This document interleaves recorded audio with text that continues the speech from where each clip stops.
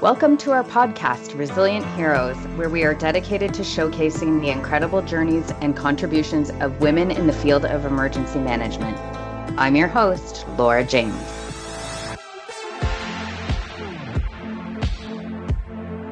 Good morning, Resilient Heroes. I hope everyone is staying safe and had an enjoyable long holiday weekend with friends and family, with equal parts relaxation and fun. I'm really excited to bring you a follow-up episode, as promised, with our friend Christie Minner from Pafford Medical Services. She promised during our last episode that she would come back and sit with us and provide us a little bit of insight into the 2024 hurricane season. As emergency managers, we know that the prediction for the 2024 hurricane season was a doozy, and that actually came to fruition. So we're really excited to say welcome, Christie. Hi, thanks for having me back. And to hear a little bit about your experiences and share from what you've learned and what you saw on the ground. So thank you so much for joining us this morning. Yeah, thank you. Can you describe what your specific role in the emergency management response was for the 2024 hurricane season? So my specific role is for Pafford Medical Services. I'm their state EOC liaison, which is the State Emergency Operations Center. I sit in there with the state health, and we kind of work the missions from there. I'm not the only liaison that they have in there, and so all of us liaisons kind of work together, and then we also work alongside with the state. So we've become a very close group, especially after this past hurricane season. Like you said, it was a doozy. Just kind of looking at, I have a little sheet that I put up that I made for our staff, and Hurricane Debbie, we were officially activated by the state of Florida on August 2nd. We had that hurricane. Then we had our response for Louisiana, Francine. Then we had Helene. And then we ended the hurricane season activation with Florida on Milton, October 19th. So, I mean, that's a long time. August 2nd to October 19th. That is, let's call it an unprecedented season in terms of the number of storms that you were responding to and the lengths of your deployment. So yes. You've already sort of described what your primary objectives were. Now tell me, were you deployed to, you were deployed, and how long were you there?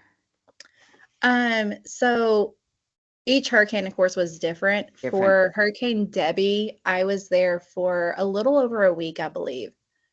The hurricane ended up not being as strong as they thought it was going to be. And so we actually took 78 trucks on that response with support staff. We also had our Pafford Emergency Operations Center activated in Hope, Arkansas, kind of assisting us with all of that. And we stood up one mobile medical unit for that hurricane alone. For Hurricane Francine, we were there for around a week. And again, with the path, it kept going back and forth. Is it going to be Baton Rouge? Is it going to be New Orleans? Is it going to be Biloxi? Like, they kept going back and forth on where that line was going to be. And then again, it ended up being a lesser hurricane than what they were predicting, which is okay. It's great. Thankfully, yes. But we assist in that one, the state of Louisiana, through the Louisiana Rural Ambulance Alliance. And so we're not the primary contract, we're support. So we were there for around, like I said, a week for that one. And then Helene, we were activated on September 23rd for, again, the state of Florida. Yes. We responded with 60 trucks to that hurricane and support staff. We had our Pafford Emergency Operations Center, again, activated in Hope, and we had one mobile medical unit, and we had one medical aid station during that hurricane response, which was supposed to be deactivated on October 7th. But as we all know, Milton came right after. So we had back-to-back hurricanes in the same state. And with Milton, they activated us on October 6th, and we responded with 159 trucks and support staff. Wow. Yeah, it was a lot. It was, and then we had our EOC activated, we ended up setting up 3 medical aid stations during that deployment, which again ended on October 19th.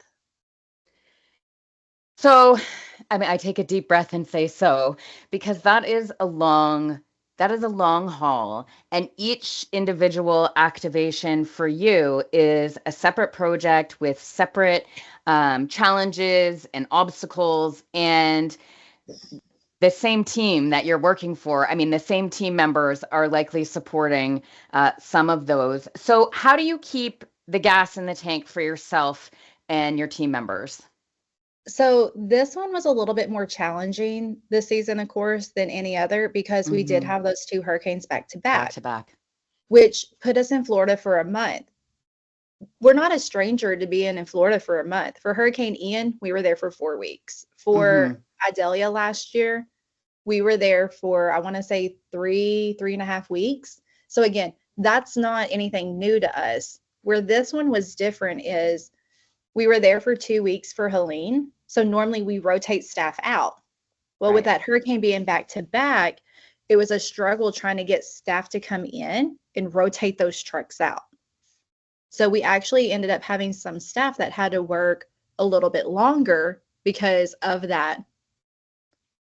With everything happening, trying to get that. Yeah, because we're like, oh, well, we're going to be deactivated on the 7th. So our mindset was like, okay, we're wrapping this up. Well, then a day before, they're like, oh, wait, no, never mind. There's another one coming at us. So we need y'all to stay on. Which for me, I'm used to being there for a month. But for our staff, they're not used to that. They're used to 2 weeks. Right. So that was a little bit more difficult because, again, that whole thing. And then when we were supposed to be deactivating, it was like the storm was hitting 2 days later. Exactly. So by the time it takes your staff to come in and drive, do we leave them on or do we take them off? It was a staffing struggle for a little bit. We got it all figured out. Yeah. And we made a lot of lessons learned with that on how we need to handle it in the future. And I think that, yeah, we learned a lot. I'll put it that way. And I mean, that's how we have continuous improvement, right? In emergency management is every activation and response, we have lessons learned. And so for you, this particular season sounds like the most significant obstacles were around staffing and resources because you don't anticipate a storm 2 days after the last storm. It's sort of unheard of for us. Exactly. And the fact that like it was, so Florida, whoever's familiar with that might understand. So the Hurricane Helene was going into the Big Bend, which is close to Tallahassee in that area. Well, where Milton was hitting, you're looking at with the traffic of everyone trying to get out of the area and things like that down in Tampa, even though it's not that far on the map from each other, you're looking at like close to probably a 7-hour drive one way. Right. So that is a logistics nightmare. Now, for the listeners who don't, I mean, this is a new subject for some. So in a situation like that, and the rest of us are watching it unfold on the worldwide media stage, and, you know, as a weather nerd, I am gripped by those things and love to watch. Because up here in Canada, hurricanes are very rare for us, so we do get the remnant storms sometimes. What does that pressure look like for you? So we watch evacuees who are struggling with, the availability of gasoline and other things to help them in their own personal response. Is that a challenge for you as well? Or is the system set up so well that your team is considered part of the logistics and you are afforded those resources when you need them? So normally it's still a struggle, but we are first responders. We are afforded like the resources just like any other first responder locally in the area. And, you know, we have the fuel stations, we have all these things in place. But again, with this one, the way that it played out is where Helene hit is where those people from Tampa usually evacuate to. Right. So then it ended up being a logistical nightmare because again, we all know how Helene went up into Tennessee and North Carolina and how difficult that was. and people had evacuated from the Big Bend up there. And so I think Helene really set us up for Milton to be one nightmare.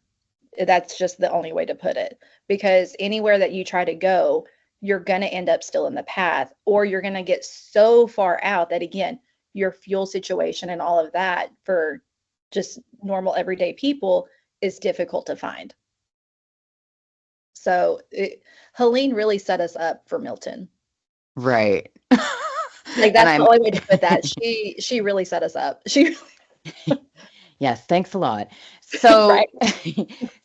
And then I guess that sort of furthers my question in terms of logistics. So I know when we have our typical storms that impact us here really in a major way beyond flooding, our winter storms, and that comes with ice and snow. And we have the same sort of issues in terms of moving folks around and ensuring that, first responders have what they need first to assist. And so you said that the staffing was also a challenge. So was it a challenge to find places for your staff to stay as well? So it wasn't a challenge to find places for our staff to stay. Pre-storm, they were in Tampa at the baseball field, Tropicana, okay, which I'm sure you've seen pictures of after the storm hit, right? We do. We have, yeah. So our staff was there pre-storm. During storm, we actually evacuated them to Miami because we were trying to think, how far south can we get them to where they will be safe? Because again, when this thing's going across that peninsula, it's taken up the whole thing. So it's like, where can we put them? We thankfully were able to get everyone a room in Miami. It wasn't too bad of a struggle, but it was still a logistical struggle because we had 159 trucks plus support staff. So you're looking at a lot of people. And thankfully it was for one night. So we were able to secure hotel rooms in different hotels. We had it placed by like strike teams. So like they were still, staying together. Just that kind of thing going on. And then we have enough leadership staff that we were able to position them around as well to help. So a struggle and manageable, but still a struggle. Right. Because we're used to doing, I'm trying to think, we're used to doing less than 100 trucks, which is still a lot of people. It is. But when we added on that extra, plus, we have people that are already tired because they've been working this Helene storm. And so leadership was very tasked out on this storm. And so tell me a little bit about your communication to the team in the field. How do you maintain that communication? How do you track your teams when they are deployed for the shift? How do you manage all of that because you're in the EOC? So I work in the EOC, like you said, and then I have someone that works. So I work day shift, and then I have someone that works night shift to help support. We also have in the field at each of our staging areas, however many that might be. For these storms, it was 2. We have an IMT set up. So I get the missions from the state and push those to our IC in the field because he knows his teams and he knows who was the last in, last out, who's had more rest, just who would be good for that mission, whatever the mission is. Whereas I don't really have that oversight. So then they get with the strike team leaders and they kind of task out and they manage everything from there. And then we log it into a system where as everything's happening, I can see, okay, these were the trucks assigned to this mission. Now, as this is all going on, our EOC and Hope is also managing the actual logistics of our trucks. Anytime a truck moves its wheels, they are to contact our EOC, whether it be by text, phone, however they want to do it, and give them a message of where they're going, kind of like a dispatch. That's the easiest way to think about it. And so so we have eyes on them at all times, because like you said, with them being out, we have to be able to support them. And if they're running low on fuel, they can call our EOC and be like, okay, well, where's the closest fuel depot? And so then they can pull it up and we have a lot of different systems in place to kind of manage all of that. And that way we have eyes on everyone at all times. I can pull up any of those sheets in the state EOC and look at that as well. I can pull up, we call it a 214 log is how we track. And so I can pull up and type in, okay, well, this truck number, where are they? When was the last time they checked in with our EOC? What's going on? And I can kind of see where they're at, if they're en route to the mission, if they're on location for the mission, or if they're en route back to staging. So I can kind of type that in with the state EOC. That way I'm not constantly bothering our people in the field. So that's a fantastic way to manage, in that your EOC is managing the safety and tracking those resources, and then you're able to see in real time how that is playing out in the field. Now, here's a question for you. Knowing that there was challenges with both power and telecommunications, did that come up for any of your teams? So actually it didn't for this. That is amazing. Right? So like our people did have challenges with some cell phone services in areas, but all of our IC, we have Starlink. Sorry, my mind went blank for a second. We have Starlink, multiple Starlinks, and we actually have those positioned in different places to kind of help us out with communication. So that didn't actually end up being an issue for this one. That's actually amazing. I thought that your answer was going to go a different way, and I and I love to hear that you have Starlink. We had a derecho, a windstorm go through Southern Ontario in 2022, and really has been the biggest impact to our power grid in years, over a decade.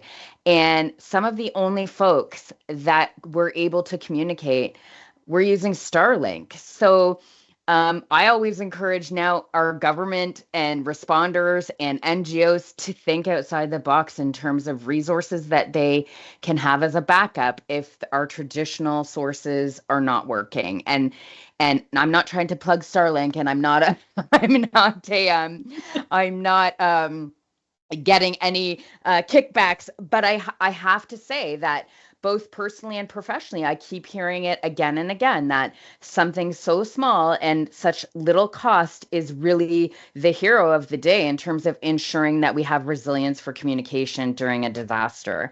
So that's very interesting that you shared that. And I'm happy to hear that you guys didn't have that particular challenge, because power and communications for first responders is, one of the key pieces that you need to feel, not only to feel safe on the ground, but also to ensure that everyone is tied together in real time. Right. And we've had that issue in the past. And I mean, this is not a Starlink ad, but if they want to sponsor, no, I'm just kidding. You'd like to sponsor us. Right. But yeah, so that's just something that we had like a couple storms back, and then we realized how valuable something like that was. And so we made it a point to purchase more. Yeah, I in terms of redundancy and the ability to be mobile and not rely on our traditional services, I think more and more we're going to see people having that in their back pocket. And I think that's great, because it means there's one less obstacle when we're on the ground and one less thing for people to worry about. So kudos to you, because that sounds like it was an after action from a previous activation that you had in your back pocket for this go round. Yes. So I love that. Were there any other significant obstacles that you faced during the coordination of these efforts this year? So I will say this, one of our obstacles that we ended up having for Milton, other than the staffing and things like that, is getting our staff to Miami. So that storm, as it was coming in, the winds weren't as hot. So we're like, oh, well, we have time. We can still keep doing evacuations. We can, keep doing these transports and all this stuff to try to get people to safety. What we didn't anticipate was how many tornadoes they would have pre the storm. That was unheard of for Florida. that year, or this past storm. They've never had anything like that before. I think they had a record amount of tornadoes. I can't remember what the number was, but it was Yeah, crazy. it was So crazy. so again, this is where them checking in with our staff checking in with our EOC is crucial, because as they were going to Miami, I was like, oh my goodness, there's all these tornado outbreaks. And so I could look at, okay, well, where's this truck at? Are they in the path? So as we were Hmm. watching the weather channel and watching all these other providers, and then I was looking at the National Weather Service and kind of monitoring what they were putting out, I was trying to track our staff and make sure that they weren't in a path. And if they were in a path, I was calling them and trying to notify them to take cover and to shelter in place. So that actually did Christy. have to happen a couple of times. And so that's another lesson learned, that even if we think the winds are down, that we need to ensure that we get them out in a timely manner because of what might be ahead of that storm. And as you said, the arrival of those tornadoes was really unprecedented. There was nobody anticipating that, and the number in a single instance. So I guess I mean, that isn't something you could have been ready for. Maybe one, but totally unprepared for that. And I guess, I always say this, however you think your day will start in the EOC, it's never going that way. No, it's not. So I so that as you were just saying that, I got sort of goosebumps and was thinking, wow, I bet you didn't think you would be doing that day, tracking tornadoes on top of your response. Is not a normal, but I'm guessing that will be part of your after action review. What was the impact to you, to the folks in the field? And really, that is a unique challenge from this year's storm season. Right. So I just looked it up real quick. So they issued 126 tornado Yeah. warnings before Hurricane Milton approached. There were 45 confirmed tornadoes. So Like, this that's insane. it is. And I'm And from I think Arkansas. Like, where that's your business. Um, right. I mean, I remember, as I said, the world was watching this hurricane season, and I remember watching that unfold and thinking, holy cow. I mean, can these folks get a break? And the answer is no, you guys weren't getting a break, and that your day was entirely shifted that day. Now, were you, as you said, you were sort of tracking them and trying to reach out to the folks in the field? Um, was there a moment of fear that you went through, or did you hear back from anyone in the field who was fearful? So all of our people kind of, like, when we talk to them, we tell them like, hey, this is what's going on, all of that. They actually were in very good spirits, I would say. I mean, like, I'd Hmm. probably be terrified. Um, Right. but we only had to call a few and actually be like, hey, take cover.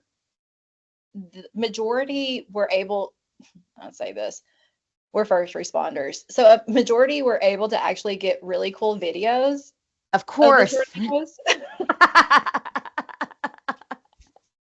Of I course. mean, I'm not gonna lie, I have some pretty cool videos Yeah. um, of our passengers, the people in the Hmm. passenger seat, taking videos of these tornadoes either next to them, like out in a field or whatever. They weren't in harm's way; they were still out. But yep, Yeah. they definitely shot those videos.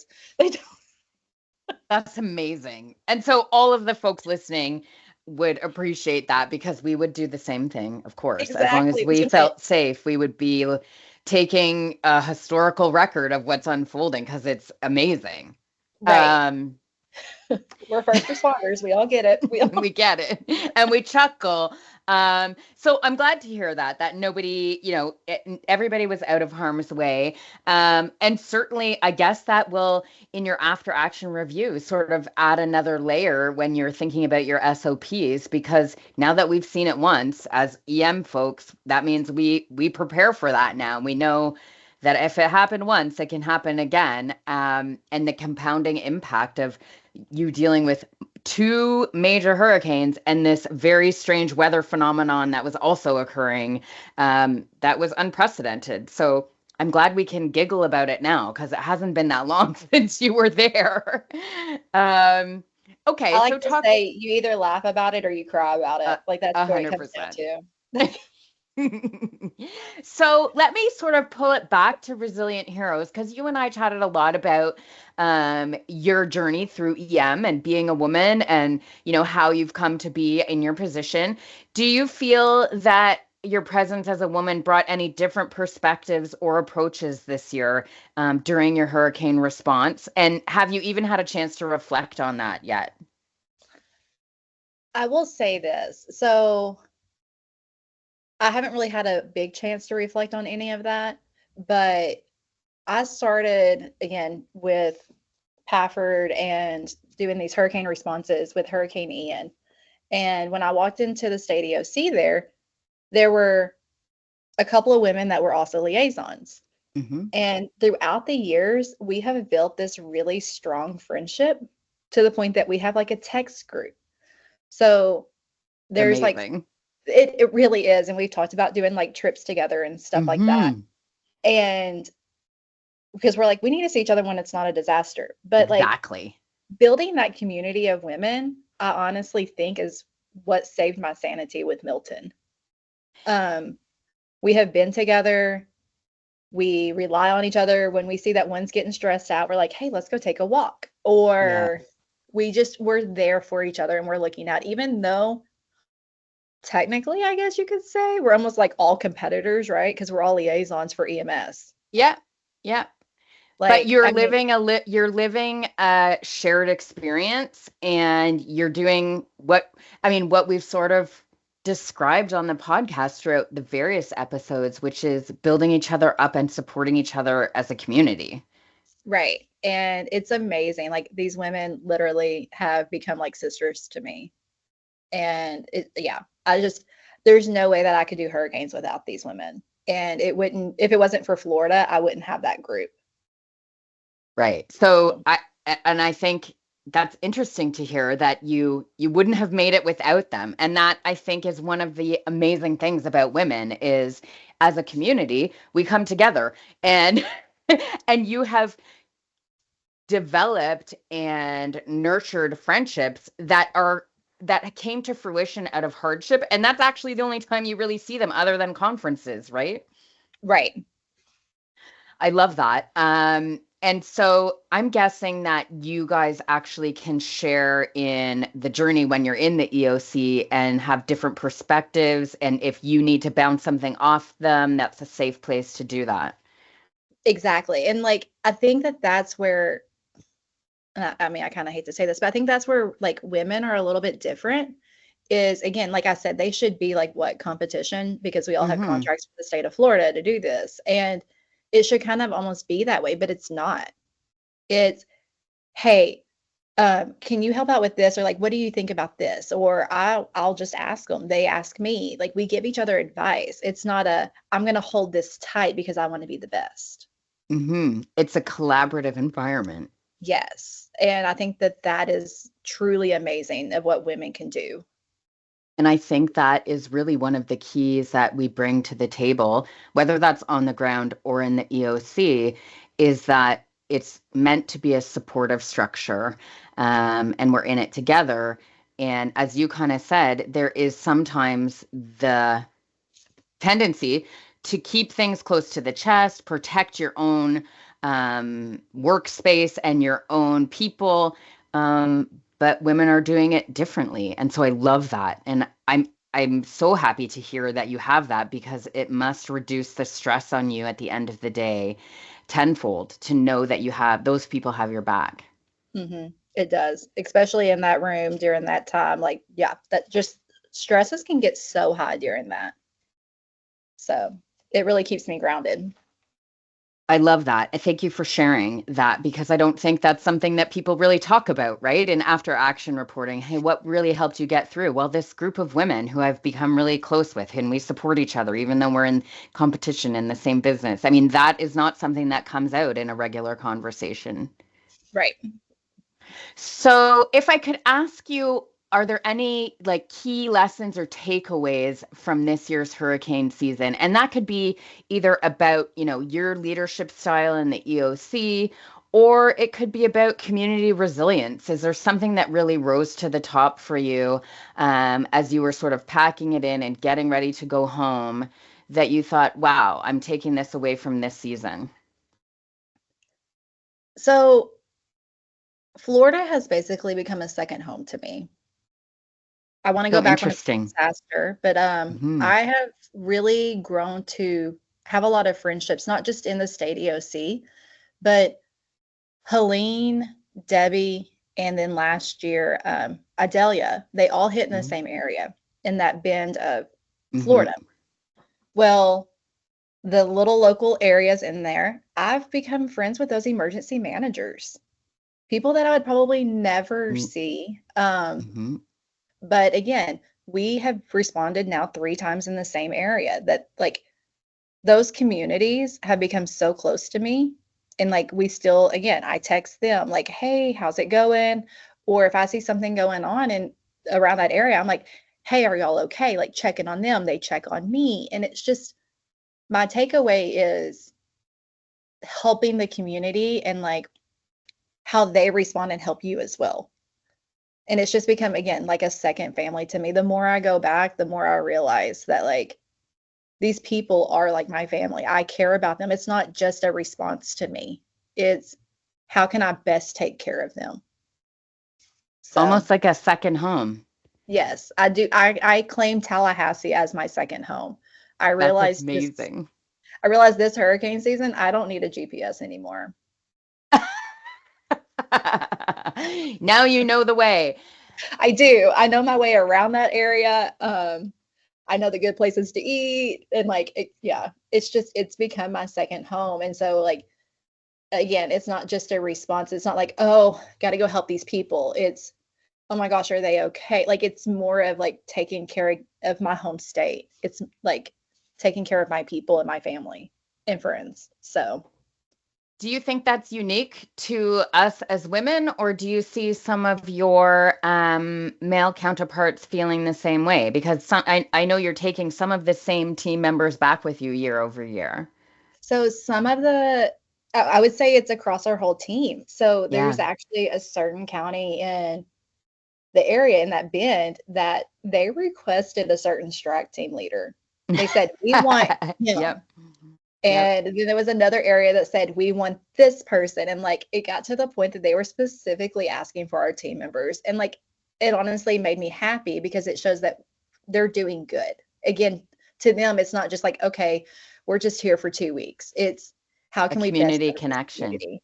Yeah. Yeah, I love that. And I think that the more that we can relate to the people who are on the ground and in those places day to day makes our response even better. So that's super fulfilling to hear that they want your teams and they want specific people. I mean, that's rewarding. it is. Okay, one last question for you, Christy. And I know from my experience that this takes a while, and it's sometimes a long time coming. So I lied. I said one final question. Two final questions. The first question is, so looking forward, I'm guessing that you'll complete an after action report for this year's hurricane season.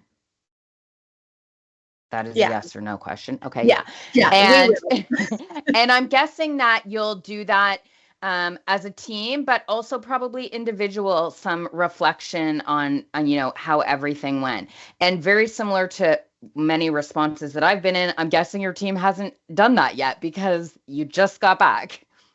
Yeah. So normally we do them within like the first couple of weeks of coming back from a storm. But the way that Hmm. these storms all played out, we weren't able to do that. So we have decided to do one for the whole season as Hmm. a group, all 4 hurricanes at once, which is going to be a all day event to kind of go Hmm. over that. But like you said before, a lot of these people are on the same deployments. Right. So we're using the same type, like same leadership at least is the same. And that'll make it a little bit easier. We are planning to meet all together after the holiday. So at the beginning of the year, get together, kind of go over that. I did send out a survey form to our crews and to leadership and to some of our subcontractors and partners to kind of go ahead and get those points so they don't forget about them. Exactly. And then that way, when we meet together, like our leadership team meets together, we have that spreadsheet and those key points that we can go ahead and start talking about. And hopefully that'll help, reactivate some like, oh yeah, this happened, or, this is how I think we can fix that issue. So I love that idea. So friends out there who may have been or haven't yet gone through a first response, know that sort of that immediate hot wash of your team is important to get their feedback and what they can remember right away, and then allow them time to decompress before you do your full after action and debrief, because you do need that sort of reflection time, but you don't want to miss out on those hot things that really were bothering people in the moment. And I think it's actually psychologically helpful for folks to get it out at the, as soon as they're done, so that they can begin their personal rejuvenation. And then, it allows you as management that time to put together the key areas to focus on. And it also allows you in real time to recognize if anyone is struggling, then you can get them any help that they need if that's required in the moment before you move on to the formal sort of hot wash or after action reporting. Right. And some of those things that like you might think were big issues to you, like once you kind of sit down and think about it, you're like, oh, wait a second. It was because of this is why we did this. And like you can kind of process that a little bit more than in the heat of the moment being like, well, why in the world are we doing this? Like, I agree. It kind of helps that. It kind of And my last question, Christie, in keeping with the True Resilient Heroes theme, how did you decompress and make time for yourself when the season was finally over at the end of October? So when it was finally over, I'm not gonna lie, I got home and I didn't do anything. I told my boss, I was like, hey, I'm taking a few days. Yes. Tried to get back into a routine here at home. I was going again to the gym, trying to not eat out, trying to do things that were in my normal everyday habit, and just decompress in a way that's best for me, which is basically I don't want to see anyone or do anything. I just want to sit at home and sleep. That's what it amazing. Comes to me. And so I did that, and now I'm currently looking at, okay, well, what trips can I take? What can I do that I've been wanting to do that I wasn't able to because of hurricane season? And so I'm currently booking things to do and kind of decompress before the next hurricane season. So I love that. And thank you for sharing, because I think it's hard to put into words what it feels like to come off of, a season like that. It was very long, and it was, well, I said it already twice, so might as well say it a third time, unprecedented for everyone. I mean, there was things we've never seen before that our meteorologists and climatologists have never seen before. And then you were in real time managing people in harm's way to help folks that were in harm's way. So the ability to recognize for yourself that you want to take time, the support of your executive team to say, absolutely 100% take a couple of days. And then pushing forward into the new year, knowing that there's some things that you want to revitalize your soul with before you go into the next hurricane season, replenished and ready to go. I think that's so healthy, and I think we should highlight that and celebrate that. And I appreciate that you felt comfortable sharing it with us. Oh, definitely. So Christie, I saw you a couple of weeks ago in Colorado. We got to see each other in person again. It was lovely to see you, and I thank you so much for joining us and letting us see a little bit behind the scenes of what Pafford Medical is doing during hurricane season. And as always, I would say, are you open to any of the podcast listeners contacting you if they have questions or want more about what you chatted about today? Oh, definitely. Yeah. Reach out. I'm always open to talking about what I do or how to even help others. So definitely. Thank you so much, Christy. And I wish you all the best over the holiday season. And I can't wait to see what's to come in 2025. Thanks. Can't wait to talk to you more and update you. Thanks, Christy. Bye. Bye. The opinions expressed on this podcast are those of the hosts and guests and do not necessarily reflect the views of Buffalo Computer Graphics. All content is for informational purposes only.